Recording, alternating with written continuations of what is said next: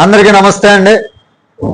రాజకీయాల్లో విమర్శలు ఉండటం సహజం, ఆరోపణలు చేయటం సహజం. కానీ ప్రతి ప్రచారానికి కూడా ఈ విమర్శలకు కావచ్చు, ఆరోపణలకు కావచ్చు ఒక హద్దు అంటూ ఉండాలి. ప్రతి రాజకీయ పార్టీ ప్రత్యర్థిపై విమర్శలు చేయటం సహజంగానే ఉంటుంది, చేస్తుంది కూడా. ప్రజలను ఆకట్టుకునేందుకు ఆ విమర్శల్లో రకరకాల కథనాలను కూడా తయారు చేస్తుంటుంది, ప్రచారం చేస్తూనే ఉంటుంది. అయితే ఆ కథనాలన్నీ కూడా ప్రజలు నమ్మేటటువంటి స్థాయిలో నిజాలు ఉండాలి. పూర్తిగా అసత్యాలను ప్రచారం చేస్తే చివరికి ఏం జరుగుతుంది? ఆ అసత్య ప్రచారాలు వాళ్ళకే తిరిగి బూమరాంగ్ అవుతాయన్నమాట. అంటే వాళ్ళకే తిరిగి వాళ్ళ మీదకే చుట్టుకుంటూ ఉంటాయి. ఇప్పుడు ఆంధ్రప్రదేశ్లో జరిగినటువంటి రెండు ముఖ్యమైనటువంటి అంశాలను చూస్తే ఈ విషయం అనేది స్పష్టంగా అర్థమవుతుందండి. మొదటి తప్పుడు ప్రచారం మెగా డిఎస్సి నోటిఫికేషన్ వచ్చిన తర్వాత కొందరు ఉద్యోగాలన్నీ ఒకే సామాజిక వర్గానికి కట్టబెట్టారు, స్పోర్ట్స్ కోటాలో ఉద్యోగాలు ఒకే వర్గానికి వెళ్ళిపోయాయి అంటూ ప్రచారం చేశారు. కొందరు మీన్స్ అందరికీ అర్థమైపోయే ఉంటుంది. కొందరు అంటే వైసీపీ నాయకులు కావచ్చు, వైసీపీకి సంబంధించినటువంటి వాళ్ళు కావచ్చు. కానీ ఇక్కడ అందరూ అడుగుతున్నటువంటి ప్రశ్న ఏంటంటే, నియామక ప్రక్రియలో నిబంధనలు ఉంటాయి కదా. ఆ నియామకం అంటే ఉద్యోగాల్ని భర్తీ చేసేటటువంటి ఆ టైం ఏదైతే ఉంటుందో, ఆ క్రమం ఏదైతే ఉంటుందో దానిలో కొన్ని నిబంధనలు ఉంటాయి. మెరిట్ ఉంటుంది, మెరిట్ చూస్తారు ఆ ఉద్యోగాన్ని భర్తీ చేయడం కోసం. రిజర్వేషన్ కోటాలు అయితే రిజర్వేషన్లు కూడా చూస్తారు. దానిలో కోర్టుల పర్యవేక్షణ కూడా ఉంటుందండి. అలాంటి పరిస్థితిలో వేలాది ఉద్యోగాలను ఒకే వర్గానికి ఇచ్చేయడం నిజంగా సాధ్యమవుతుందా వాళ్ళు చెప్పిన విధంగా? అది ప్రచారం కూడా వినడానికి నమ్మశక్యంగా ఉందంటారా? అందుకే మొదట ఈ ప్రచారాన్ని నమ్మినటువంటి కొందరు కూడా ఇప్పుడు ప్రశ్నించడం మొదలుపెట్టారండి. నిరుద్యోగ యువతకు ఉద్యోగాలు రావడం ముఖ్యమా, లేక రాజకీయ ప్రచారాలు ముఖ్యమా అని కూడా కొంతమంది అడుగుతున్నారు. అసలు మెగా డిఎస్సి గురించి మాట్లాడాల్సింది ఉద్యోగాల సంఖ్య గురించి, పోస్టుల భర్తీ గురించి, ఉపాధ్యాయ నియామకాల వేగం గురించి, ఎంత స్పీడ్గా దాన్ని నియామకాలు చేస్తున్నారు, ఎన్ని పోస్టులు భర్తీ చేస్తున్నారు, వీటన్నిటి గురించి మాట్లాడాలి. కానీ చర్చ మొత్తం కూడా కులాల వైపు మళ్లించడం, దీనివల్ల అసలు ఉన్నటువంటి అంశం అంటే మెగా డిఎస్సి అంటే ఎన్ని వేల ఉద్యోగాలు కల్పించాలి, ఇంకా కల్పించవచ్చు కదా అని ప్రభుత్వాన్ని ప్రశ్నించాలి. కానీ ఇక్కడ జరుగుతుంది ఏంటి? కులం టాపిక్ మళ్లించడం వల్ల అసలు అంశం పక్కకి వెళ్ళిపోయినట్లే కదా. ఇక ఇప్పుడు చూస్తున్నటువంటి మరో రెండో అంశం ఏంటంటే ఓటర్ల జాబితా అండి. ఓటర్ల జాబితా సవరణ ప్రక్రియ ఏదైతే జరుగుతుందో దాని మీద కూడా తప్పుడు ప్రచారాలు మొదలుపెట్టారు. ప్రస్తుతం బిఎల్ఓలు ఇంటింటికి వెళ్ళి ఎన్యూమరేషన్ ఫామ్స్ ఇస్తున్నారండి. అంటే ఇది ఒక కొత్త ప్రక్రియ అన్నమాట.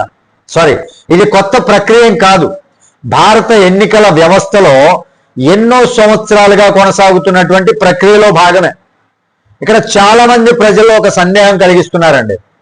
నీ ఓట్లు తీసేస్తారు, నీ పేరు జాబితా నుంచి తొలగిస్తారు, నీ ఓటు హక్కు పోతుంది అంటూ జనాల్లో భయాందోళనలను క్రియేట్ చేస్తున్నారు.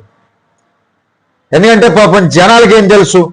ఆ బిఎల్ఓలు వచ్చి ఇంటికి ఎన్యూమరేషన్ ఫామ్స్ ఇవ్వడంతో ఈ వైసీపీకి సంబంధించినటువంటి తప్పుడు వెధవలు ఏం చేస్తున్నారంటే తప్పుడు ప్రచారాలు, మీ ఓట్లు తీసేస్తారు, తీసేయటం కోసమే ఈ ఎంక్వైరీలు అన్నీ చేస్తున్నారు, ఇలా ఒక రకమైనటువంటి భయాన్ని క్రియేట్ చేస్తున్నారు. కానీ వాస్తవం ఏంటి? ముందుగా బిఎల్ఓ ఏం చేస్తారంటే ఒక ఫారం ఇస్తారు. ప్రజలు తమ వివరాలు ఏవైతే ఉంటాయో డీటెయిల్స్ అవన్నీ నింపి తిరిగి వాళ్ళకి ఇచ్చేస్తారు. ఆ తర్వాత దానికి సంబంధించినటువంటి డ్రాఫ్ట్ ఓటర్ల జాబితా అనేది ఒకటి విడుదలవుతుంది. అక్కడ ప్రతి పౌరుడికి తన పేరు ఉందో లేదో చూసుకునేటటువంటి అవకాశం కూడా ఉంటుంది. పేరు లేకపోతే అభ్యంతరం చెప్పేటటువంటి హక్కు కూడా ఉంటుంది. ఒకవేళ పేరు లేదనుకోండి, తిరిగి నమోదు చేసుకునేటటువంటి అవకాశం కూడా కల్పించబడుతుంది ఇక్కడ. అంటే మొత్తం ప్రక్రియ చాలా పారదర్శకంగా, అంటే చాలా ట్రాన్స్పరెన్సీ అండి. ఇక్కడ అంతా దాచిపెట్టేది ఏం లేదు, అంతా కొండబద్దలు కొట్టినట్టు మనకి ఇక్కడ కళ్ళ ముందే కనపడిపోతుంది. పారదర్శకంగా ఉంది ఇక్కడ అంతా కూడా. ఒకవేళ నిజంగానే ఓట్లు తొలగించేటటువంటి కుట్ర ఉంటే డ్రాఫ్ట్ జాబితాలు ఎందుకు విడుదల చేస్తారు? అభ్యంతరాల కోసం సమయం ఎందుకు ఇస్తారు? ఇక్కడ ప్రజలందరూ కూడా గుర్తుంచుకోవాల్సినటువంటి విషయం ఒక్కటేనండి, ప్రజాస్వామ్యంలో ఓటు హక్కు చాలా విలువైనది. కాబట్టి ఎవరు ఏం చెప్పినా భయపడకుండా అధికారిక సమాచారం మాత్రమే నమ్మాలి. సోషల్ మీడియాలో పోరంబోకు విధవులంతా కూడా రకరకాల ప్రచారాలు చేస్తూ ఉంటారు, తప్పుడు ప్రచారాలు. వీటన్నిటినీ నమ్మశక్యంగా మనం ఆలోచించకూడదు. ఏది చూసినా గుడ్డెత్తు చేలో పడ్డట్టు నమ్మేయకూడదు. ఫారం వస్తే నింపేయండి, ప్రాబ్లం లేదు. డ్రాఫ్ట్ జాబితా ఎప్పుడైతే విడుదలవుతుందో ఆ డ్రాఫ్ట్ జాబితాలో మీ పేరు ఉందో లేదో చెక్ చేసుకోండి. ఒకవేళ ఏదైనా తప్పు ఉంటే వెంటనే సరిచేయించుకోండి. అంతేగాని సోషల్ మీడియాలో వచ్చేటటువంటి ప్రతి సమాచారాన్ని నిజమని నమ్మాల్సినటువంటి అవసరం ఇక్కడ లేదు. ఎందుకంటే ప్రచారాలు వస్తూ ఉంటాయి, ఆరోపణలు వస్తూ ఉంటాయి, రాజకీయాలు మారుస్తూ ఉంటారు రకరకాల తప్పుడు ప్రచారాలతోటి. కానీ ప్రజలు ఏం చేయాలి? అవగాహన పెంచుకోవాలి. ప్రజలు అవగాహన పెరిగినప్పుడు మాత్రమే ఇలాంటి అసత్య ప్రచారాలు నమ్మటం ఆగిపోతాయండి. ప్రజలు ఎప్పుడైతే అవగాహన పెంచుకుంటారో ప్రతి ఒక్క విషయం మీద, అప్పుడు ఇలాంటి అసత్య ప్రచారాలన్నీ ఆగిపోతాయి. ప్రశ్నించడం మొదలు పెడతారు ఇలాంటి అసత్య ప్రచారాల మీద. అందుకే ప్రతి పౌరుడు కూడా ఒక బాధ్యత గల ఓటర్గా వ్యవహరించడం అనేది ఇక్కడ చాలా ఇంపార్టెంట్. మొట్టమొదటిగా చేయాల్సిందేంటి?